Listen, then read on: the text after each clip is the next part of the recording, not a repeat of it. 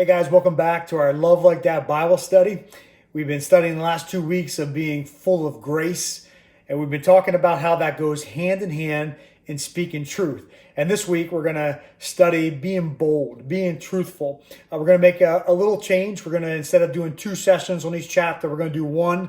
So we finish up this Bible study by the end of May with our Zoom meetings and this short teaching, and then hopefully in June be able to meet back together. But Jesus Christ was full of grace and full of truth. He was the ultimate truth teller. He was courageous, he was confident, and he was very, very clear with his truth. The definition of truthful is genuine, real, sincere, true to your convictions. Those kind of truthful people are worthy of our trust. They're willing to speak up. They're straight shooters. And not only that, though, the reasons for their honesty is always pure. It's others focused. It's God glorifying. And that's what Jesus constantly did. There was a time for Jesus to be very blunt. And the people that we see through the Gospels that he was blunt with are those who misrepresented God, those who abused their power or had false teaching. When they were supposed to be representing God, they were not. They were misusing the temple. And Jesus Christ bluntly told them the way it was. There is a time for bluntness. I like what the quote says: to see injustice and do nothing about it means to participate in it. There are times that we need to speak up, and to speak up loudly. We need to have powerful convictions, especially against hypocrisy and injustice. We have a role to play as God's church in being truthful and speaking that out to people who misuse or misrepresent God's truth. But most of Christ's truthfulness was given to the people that he was close to his disciples. He showed them an incredible amount of grace, but he also was so honest with them. He confronted them. He was constantly correcting them. He was a true friend to them. He wasn't fake. I love what Proverbs 27 verse 6 says. It said, "The wounds of a sincere friend are better than many kisses from an enemy." Jesus Christ was known for having no deceit in him. He was a friend that you knew exactly what he was thinking, and he would speak the truth in love. If we're going to have true friendships, if we're going to have deep friendships, guys, truth has to be a big part of this. When we share life, there's going to be tough times. There's going to be things that we would do differently. There's going to be misunderstandings and things that we're going to have to work through. And truth has to rule in our life, because that's how trust is built, and that's how depth of friendship is grown. Relationship has no chance of growing stronger and closer together if we're not truthful. And I know that's risky, and many people aren't even willing to take that chance on being truthful. I think if we're honest, a lot of us fear rejection, and the author called it a disease to please. So we're so easily so consumed with ourselves and putting up masks and trying to protect of what people may think of us. We never allow ourselves to be real with each other. God's calling us to love each other, guys. And if we're going to truly love each other, we're going to have to be real with one another. So a couple things that I want us to think about. Number 1, and this gets tough for us guys, if we're going to be real with others, we got to be vulnerable and transparent with ourselves. We must be willing to admit our frustrations, to acknowledge our weaknesses, to be honest about that we have insecurities, that we have shortcomings. There needs to be a humility in that honesty.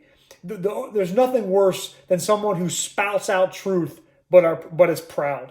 That isn't true about where they are at, who are hypocrites. I think truth turns people off when it comes from people like that. The ones that are quick to point the finger without ever introspecting themselves. It starts with being honest with ourselves.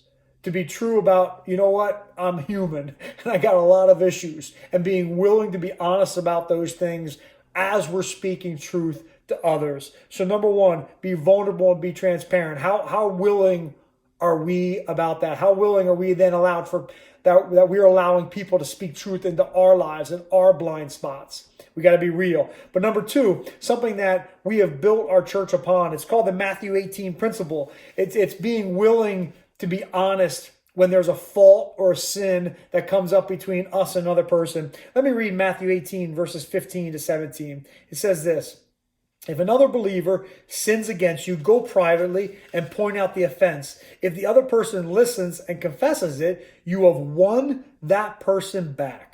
But if you are unsuccessful, take one or two others with you and go back again, so that everything you say may be confirmed by 2 or 3 witnesses. If the person still refuses to listen, take your case to the church. Then if he or she won't accept the church's decision, treat that person as a pagan or a corrupt tax collector. The Matthew 18 principle is making a priority to reconcile with people when there's a fault or sin that's been done. We need to start with, first of all, with this in the Matthew 18 principle in verse 15, to check ourselves. Be careful that we don't make things bigger than we are, that we don't imagine that people have done us wrong, or we can constantly be going back to people and say, well, you did this wrong, or you didn't do just that right. The Bible in Proverbs says very clearly that it's the glory to those to overlook a fault. So there's times to just be forgiven and overlook things, but there are times when a fault's been done or a sin has been committed that it is seriously affecting your relationship and seriously affecting the relationship with God, that we need to go to that person. Number one, guys, we must go to that person alone. The easiest thing to be doing is to talk truth with other people, to get other people to join our opinion on what somebody has done or they haven't done for you. God says there's no time for gossip. There's no time for grumbling. If you have a fault, go to that person and go to that person alone. And how should we go to that person? We need to go respectfully and humbly, because the goal of going to that person is not to reprimand that person, but the goal is to reconcile with that person, to win that person back.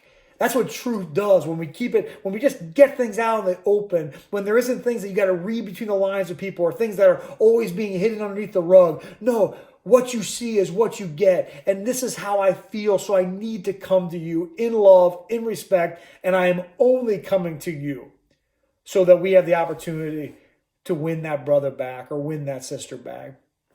It's been something that we've relied on as church leaders and as a church, that if there's something wrong, we can count on that person coming individually to us, not just holding a grudge, not going and talking to other people, but coming to us.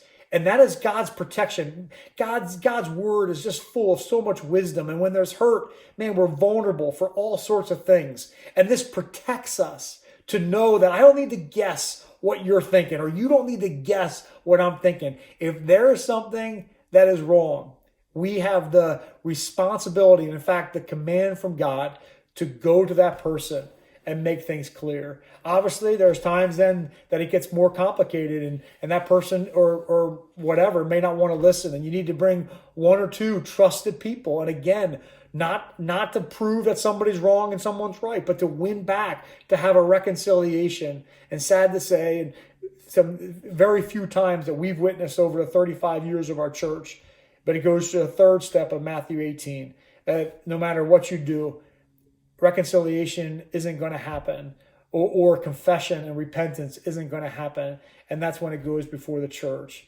And there's a break in a relationship, which breaks God's heart and breaks our hearts. But God has given us an incredible process to keep that from ever happening. And I think what happens a lot of times, people end up just leaving relationships, or they end up leaving the church, because when misunderstandings or even wrongdoing is done, we don't follow God's clear commands of how to speak truth in love into each other's lives. Guys, let's really talk about this Matthew 18 principle this week. Let's make sure that we're living by it. Let's make sure that we're not gossiping in our homes or gossiping to each other when we have a problem with someone else, but we are going and being direct, willing to do the hard thing in love, in humility, and win back a brother. I'm so thankful for the people that come to me when they have an issue with me. Thank you for that. It's not easy to hear, but I'd much rather hear it than have to wonder how people are thinking. And that's how God has called us to live with one another. So when it comes to truth, guys, God says base our convictions on his word.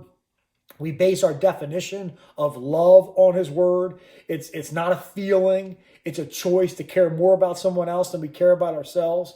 And so from that conviction, we're willing to share life in a truthful way. Then also full of compassion, obviously. So convictions and compassion come in hand to be the light that God's called us to be. So the question that we're going to ask ourselves is, how bold are we with our love? How bold are we to stand up for truth when injustice is happening? How bold are we to make sure relationships that we care about aren't just surface, aren't just shallow? We're willing to go deep with people because we're willing to be honest with each other. Hope we have a great chance this week, guys, to talk about speaking truth in love to one another. God bless you guys.